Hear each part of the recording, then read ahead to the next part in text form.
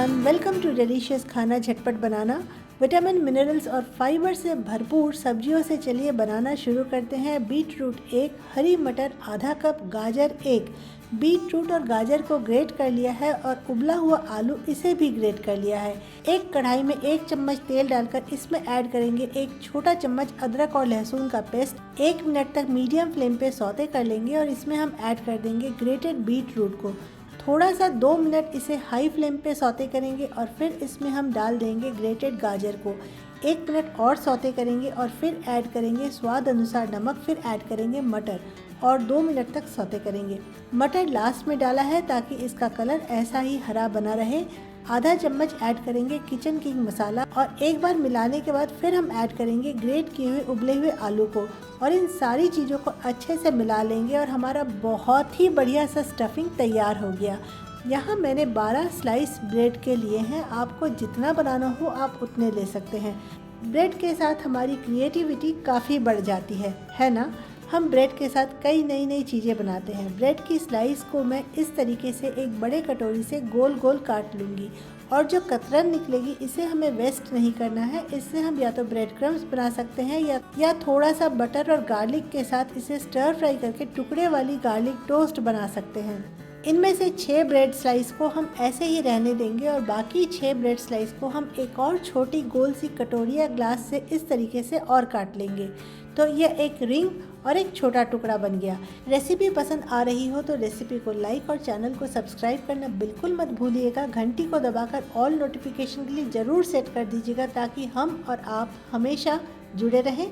1 cup बेसन लेंगे, इसमें स्वाद अनुसार डालेंगे नमक, आधा चम्मच खड़ा जीरा, 1/4 चम्मच हल्दी और आधा चम्मच या स्वाद अनुसार लाल मिर्च डालेंगे और 1 कप पानी लेकर इन सारी चीज़ों को थोड़ा थोड़ा करके पानी डालते हुए इस तरीके से घोल बना लेना है।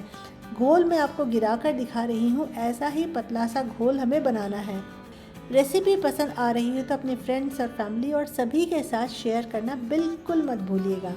अब ब्रेड की एक स्लाइस हमें लेना है और इसे घोल में सिर्फ एक तरफ से कोट करना है, दोनों तरफ से हमें इसे बेसन में नहीं डुबाना है। हम ब्रेड को नीचे तरफ बेसन में डालेंगे और इसे इस तरीके से निकाल लेंगे।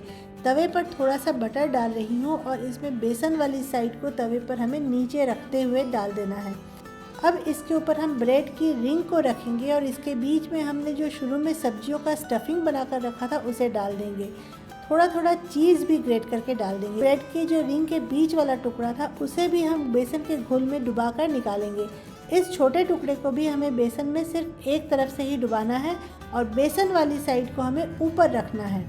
अब थोड़ा सा घोल लेकर हम ब्रेड की जो रिंग है ना उसके ऊपर डालेंगे ताकि ये सारे ब्रेड के टुकड़े आपस में चिपक जाए और साइड साइड से भी थोड़ा घोल लगा देंगे ताकि अब बेसन का घोल इस पूरे ब्रेड के नाश्ते को अच्छे से कवर कर ले।